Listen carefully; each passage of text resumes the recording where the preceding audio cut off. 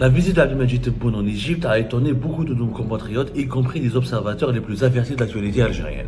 Tebboune a fait exprès d'aller en Égypte pour démontrer à Macron qui va au Maroc que son rapprochement avec le Maroc ne le touche pas, ne l'ébranle pas, ne le déçoit pas beaucoup plus que cela.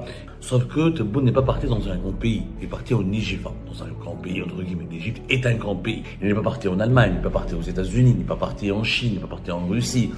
Abdel Fattah el-Sisi a demandé à Tebboune de venir au Caire le plus rapidement possible pour faire un point avec l'Algérie. On pourrait dire que c'est plus qu'une invitation, c'est plus une convocation. Et ce message consiste à un rappel à l'ordre que lui communiquent les Américains et les Israéliens. Israël a décidé d'éliminer tout bonnement la résistance palestinienne à Gaza. La résistance palestinienne c'est fini à Gaza. Abdel Fattah el-Sisi, il a convoqué Tebboune au Caire pour lui dire, les Israéliens, avec même nous, les voisins, même les États-Unis d'Amérique et les autres pays, ont décidé d'appuyer Israël dans ses efforts de démantèlement définitif du Hamas. Tebboune on lui a expliqué au Caire que l'Algérie doit cesser de soutenir le Hamas. La visite d'Abdelmadjid Tebboune en Égypte a étonné beaucoup de nos compatriotes, y compris les observateurs les plus avertis de l'actualité algérienne. Même les connaisseurs du régime algérien, même les sources les plus proches du régime algérien ont été étonnés par le timing, la programmation et l'annonce de la visite d'Abdelmadjid Tebboune en Égypte. Abdelmadjid Tebboune a été en Égypte entre le dimanche et lundi dernier, c'est-à-dire avant-hier et hier, le 27 et le 28 octobre. Les premières sources, certaines sources, ont dit que Tebboune a fait exprès d'aller en Égypte pour démontrer à Macron qui va au Maroc que son rapprochement avec le Maroc ne le touche pas, ne l'ébranle pas, ne le déçoit pas beaucoup plus que cela, et que l'Algérie continue à explorer d'autres perspectives, à créer d'autres partenariats avec d'autres pays. Sauf que Tebboune n'est pas parti dans un grand pays, il est parti en Égypte, dans un grand pays, entre guillemets. L'Égypte est un grand pays. Tebboune n'est pas parti dans une grande puissance mondiale. Il n'est pas parti en Allemagne, il n'est pas parti aux États-Unis, il n'est pas parti en Chine, il n'est pas parti en Russie, il n'est pas parti en Angleterre. S'il avait programmé une visite dans une grande puissance mondiale qui pourrait concurrencer les intérêts français dans la région, on aurait pu avoir ce raisonnement. Ce n'est pas le cas. L'Égypte est un pays arabe important, est un pays africain important, mais ce n'est pas un grand concurrent à la France, ni à ses intérêts économiques, ni politiques français. La visite, en tout cas, de Tebboune en Égypte, n'a absolument rien à voir avec ce qui a été déclaré officiellement. La présidence algérienne, la presse algérienne parle d'un renforcement de partenariat, d'investissement économique, de création d'une commission mixte pour travailler sur les dossiers économiques et d'investissement. Tout cela n'est pas vrai. On a confirmé au cours de nos investigations que deux motifs très importants sont à l'origine de cette visite qui n'était pas attendue. J'ai consulté plusieurs sources proches, même de la présidence algérienne. On m'a confirmé que cette visite a été préparée extrêmement rapidement, et voire même hâtivement, et qu'elle n'était pas programmée il y a de cela, par exemple, 1 mois ou 15 jours. 1 mois ou voire une vingtaine de jours. En réalité, elle a été programmée pratiquement en une dizaine de jours, voire même en une semaine. Pourquoi ? Parce qu'Abdelmadjid Tebboune a été invité par le président égyptien Abdel Fattah el-Sisi. Je dis bien invité. En réalité, Abdel Fattah el-Sisi a demandé à Tebboune de venir au Caire le plus rapidement possible pour faire un point avec l'Algérie sur la situation à Gaza et en Palestine. On pourrait dire que c'est plus qu'une invitation, c'est plus une convocation. Voilà, c'est une convocation. Et c'est une invitation express, insistante. Abdel Fattah el-Sisi avait un message à délivrer à Tebboune concernant la politique menée par l'Algérie concernant la question palestinienne.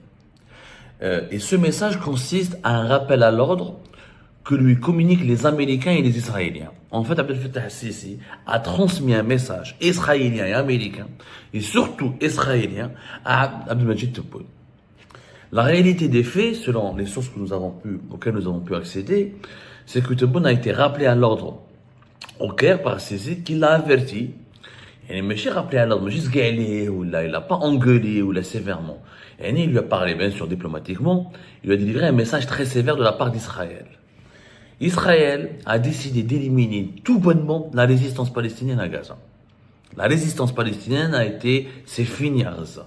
Israël, avec la bénédiction américaine, avec la bénédiction aussi des alliés d'Israël, et même de certains pays de la région, comme l'Égypte, le Hamas n'a plus le droit d'exister dans la région. Et même si l'Égypte officiellement, comme tous les pays arabes, condamne, comme la Jordanie, comme les pays du Golfe, notamment les Émirats et l'Arabie Saoudite, ne veulent plus de l'existence du Hamas. Pour eux, le Hamas est un virus, est un cancer dans la région, soutenu par l'Iran, etc. Et que le coup d'éclat du Hamas du 7 octobre 2023 n'a permis qu'au Hamas d'avoir une force idéologique, politique et populaire extrêmement importante dans le monde arabe. Et c'est une menace pour les régimes arabes, comme elle est une menace pour Israël.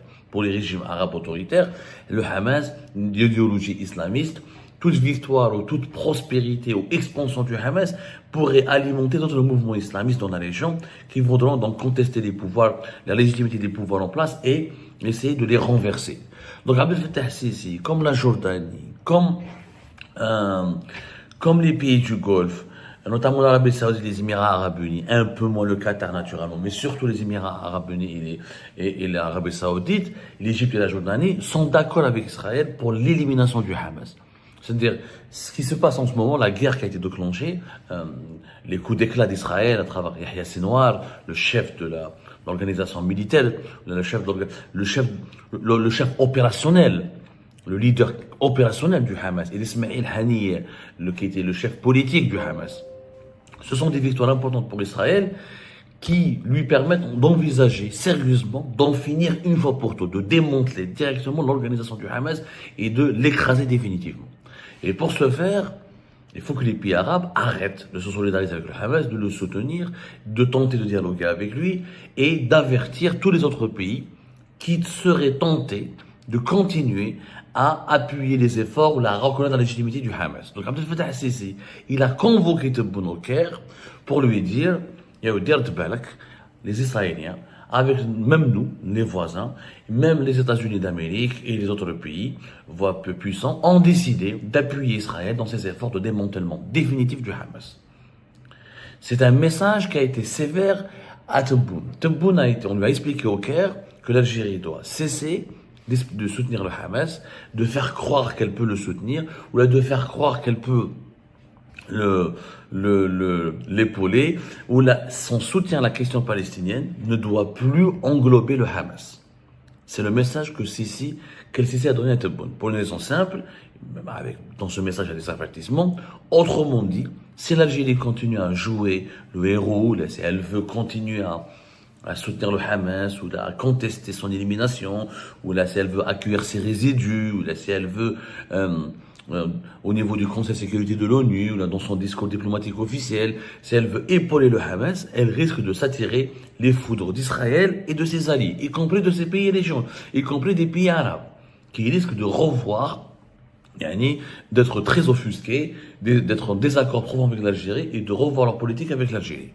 Donc Tebboune a été convoqué, invité officiellement, invité par Abdel Fattah Sisi pour lui transmettre ce message.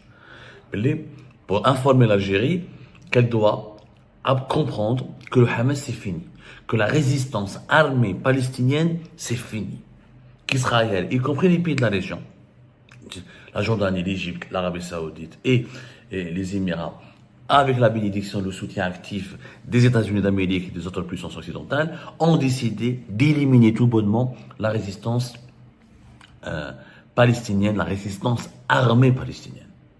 Et que l'Algérie doit accepter ce fait, elle doit s'adapter à ce fait, et si elle continue, ou si elle veut utiliser la lutte armée du Hamas en Palestine comme un élément de langage ou comme l'un des piliers de sa politique diplomatique, elle va avoir énormément d'ennuis, énormément de problèmes, et elle risque de se créer, et elle risque tout simplement de subir les représailles d'Israël et de ses alliés. C'est le message principal qui a été transmis par Abdel Fattah Sisi, et c'est le motif principal de cette invitation qui a été réservée qui a été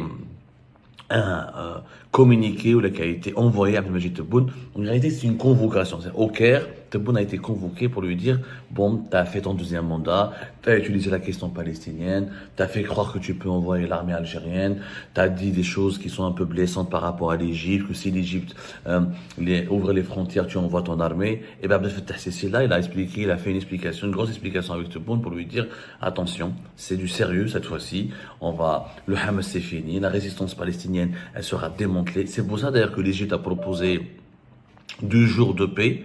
Et pour pas 2 jours de paix, c'est pourquoi 2 jours de paix, de cessez-le-feu, voilà. 2 jours de cessez-le-feu, parce que juste après, Israël veut lancer une incroyable machine de guerre pour éliminer tous les résidus, tous les restes des groupuscules ou des réseaux du Hamas. C'est le principal motif. Le message a été d'ailleurs enregistré par Abdelmajid Tebboune, qui, dans sa conférence de presse, il l'a dit, on n'est pas idiot, on a compris ce qui se passe dans la région, c'est qu'on ne veut plus de la résistance armée palestinienne. Tebboune a pris acte, il s'est même engagé à se tenir à l'écart et à ne pas soutenir toute action armée menée par des groupes islamistes palestiniens. D'ailleurs, je vous rappelle, Abdelmajid Tebboune le régime Tebboune n'a pas condamné la mort, n'a pas présenté ses condoléances après la mort de Yahya Sinwar, le chef opérationnel militaire, pratiquement le cerveau des opérations du Hamas, et il n'a pas aussi présenté ses condoléances pour la mort de Hassan Nasrallah.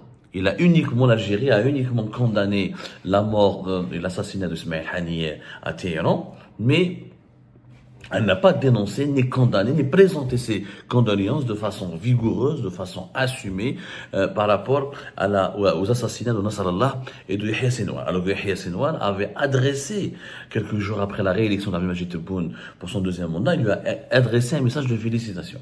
On a les incohérences de Tebboune. Tebboune devant les Algériens. Il a leur question palestinienne, et j'envoie mon armée, si l'Égypte تحل les frontières, ou la résistance palestinienne, et nous soutenons la résistance palestinienne. Pourquoi tu n'as pas parlé de l'armée algérienne qui va traverser les frontières de l'Égypte? Pourquoi Tebboune au Caire n'a pas demandé à Abdel Fattah Sisi de laisser l'armée algérienne passer pour faire des hôpitaux de campagne? Pourquoi il n'a pas dénoncé? D'ailleurs, dans son discours, il a dénoncé l'ibad, la persécution dont sont victimes les Palestiniens et les Palestiniens de la part de l'armée israélienne, des forces armées israéliennes. Mais il n'a pas cité le Hamas, il n'a pas cité Hezbollah, il n'a pas cité les opérations récentes menées par Israël dans la région, il n'a pas cité l'affaire du Liban. Il était très circonspect. Ce n'est pas du tout le même Tebboune que nous avons l'habitude de voir dans ces meetings vers Alger quand il parlait de la résistance, du courage de l'Algérie, anti-Israël, anti-sioniste. Mais je fnâche. En réalité, parce que après s'être entretenu avec Abdel Fattah Sisi, après avoir reçu toutes les informations qui ont été communiquées par Sisi, après avoir reçu une grosse explication, après s'être expliqué de façon, je dirais pas sévère, Sisi, mais il n'a pas été, mais il a été très direct, voilà, une explication directe et franche avec Abdel Fattah Sisi. Tebboune a compris que c'est bon, que les enjeux le dépassent, qu'il a fait des conneries, qu'il ne peut pas faire preuve de populisme sur la scène mondiale, sur la scène géopolitique mondiale, et qu'il ne peut pas faire croire que l'Algérie est le deuxième Iran, où elle pourrait faire comme l'Iran, donner des armes, de l'argent au Hamas, etc., et continuer à soutenir politiquement et à adopter un discours extrêmement violent contre Israël et extrêmement favorable à l'action militaire ou aux actions armées de la résistance palestinienne. Non. Donc Tebboune maintenant va se contenter uniquement de défendre la Palestine, le droit d'existence de la Palestine, dénoncer les crimes dont sont victimes les civils palestiniens, mais il ne va jamais prendre position en faveur du Hamas, en faveur du Hezbollah, ou en faveur de l'action de la résistance, de l'action armée, des actions armées de la résistance.